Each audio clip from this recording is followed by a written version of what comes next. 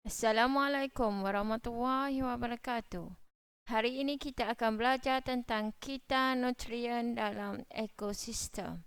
Apa itu kita nutrien? Ialah pemindahan nutrien dan tenaga dalam ekosistem supaya dapat digunakan oleh benda hidup dan kemudiannya dikembalikan ke persekitaran. Itu maksudnya kita nutrien.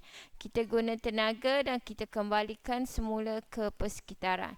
Yang ini ialah kita air. Okay, yang pertama, air akan diserap oleh akar tumbuhan daripada tanah. Maksudnya daripada hujan ni, dia akan meresap mengalir ke dalam tanah. Okay, kemudian dia akan diserap oleh tumbuhan. Kemudian air akan dikeluarkan oleh tumbuhan melalui transpirasi. Kemudian tumbuhan ni pula dia akan keluarkan air melalui kita namakan transpirasi, proses penyejatan air di mana air akan kehilangan daripada pokok ni. Okay, yang kedua, haiwan juga akan menjalankan respirasi, penyahtinjaan dan perkumuhan. Haiwan ni dia akan buat respirasi membebaskan uap air. Penyahtinjaan tu maksudnya dia mengeluarkan najis dan juga perkumuhan. Jadi semua ni akan membebaskan air ke persekitaran. Yang ketiga, akar akan mencekam tanah. Tanah jadi lebih kuat, air mengalir dengan perlahan.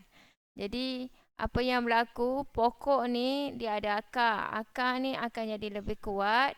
Dan bila air mengalir, jadi dia dapat mengurangkan hakisan tanah sebab akar ni dah menghalang air tu mengalir dengan laju dan hakisan tanah akan dapat dielakkan bila kita tanam pokok. Sebab tu kena tanam banyak pokok supaya hakisan tanah dapat dielakkan.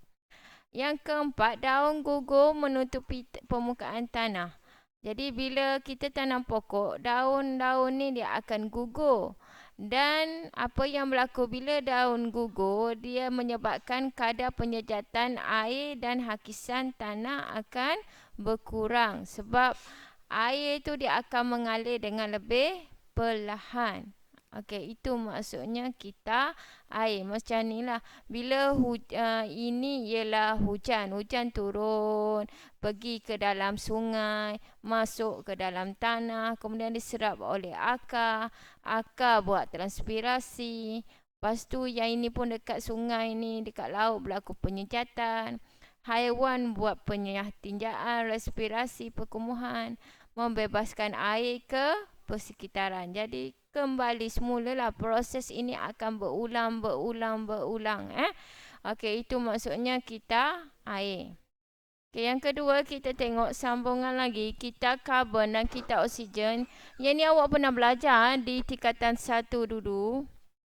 Okay, yang ini ialah oksigen yang ada di dalam atmosfera kita.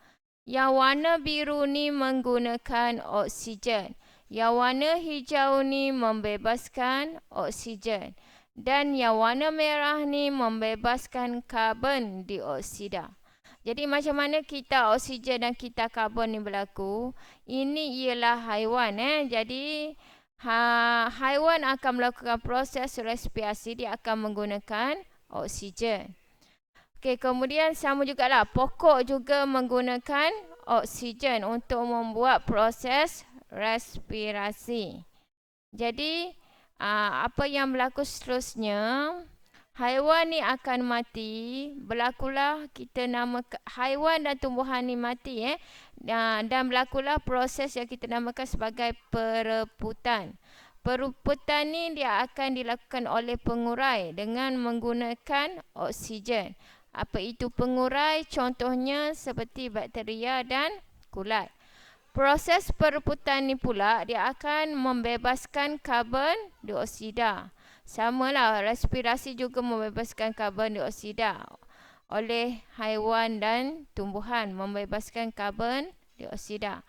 Karbon dioksida ni pula dia akan digunakan oleh tumbuhan untuk membuat fotosintesis. Proses fotosintesis ini akan mengembalikan oksigen semula ke dalam atmosfera. Okay, ini ialah kita karbon dan kita oksigen. Seterusnya kita tengok langkah-langkah untuk menyelesaikan masalah gangguan kepada kita nutrien. Puncanya kenapa berlaku pelbagai masalah. Yang pertama disebabkan oleh penebangan hutan tidak terkawal. Orang sekarang suka duit, tamak dengan duit. Dia pergi potong semua, tebang semua pokok-pokok di hutan untuk mendapatkan duit. Jadi apa yang berlaku, kita dah kekurangan pokok. Bila pokok dah tak ada, oksigen pun makin kurang, karbon dioksida makin bertambah. Itu maksudnya. Yang kedua disebabkan oleh pembakaran bahan api fosil. Ini kereta pun orang sekarang kaya-kaya beli kereta. Lepas tu membebaskan pelbagai jenis asap yang berbahaya. Jadi menyebabkan kandungan karbon dioksida meningkat. Dan air sekali penggunaan air secara berlebihan. Air maksudnya orang ni suka membazirkan air. Jadi bila air semakin berkurang, oksigen juga akan semakin berkurang. Ini menyebabkan gangguan kepada kita nutrien. Jadi macam mana kita nak mengatasi punca-punca ni, masalah ni? Yang pertama, kita kena buat sistem pertanian terancang. Maksudnya kita kena rancang pertanian kita supaya tidak berlaku hakisan tanah dan sebagainya lah. Yang kedua, nak elakkan pembakaran bahan api fosil. Kita boleh gunakan kenderaan awam. Contohnya LRT, monorail, teksi, bas dan sebagainya untuk mengelakkan pembebasan asap yang berlebihan. Yang ketiga, kita kena simpan air hujan untuk kegunaan harian. Kita kena ingat air, tak ada air kan. Jadi kita kena simpan air tu. Jangan suka membazir air lah. Yang keempat, kita kena menanam semula pokok. Tanam pokok banyak-banyak sebab pokok bagus. Dia memberikan oksigen kepada kita dan mengurangkan karbon dioksida.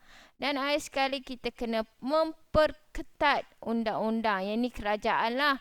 Orang yang tebang pokok secara haram, kita denda. Denda contohnya penjara ke. Jadi orang tak buat lah. Yang ini kena ketatkan undang-undang lah supaya kita nutrien kita akan sentiasa stabil dan seimbang. Okey, itu sahajalah untuk hari ini.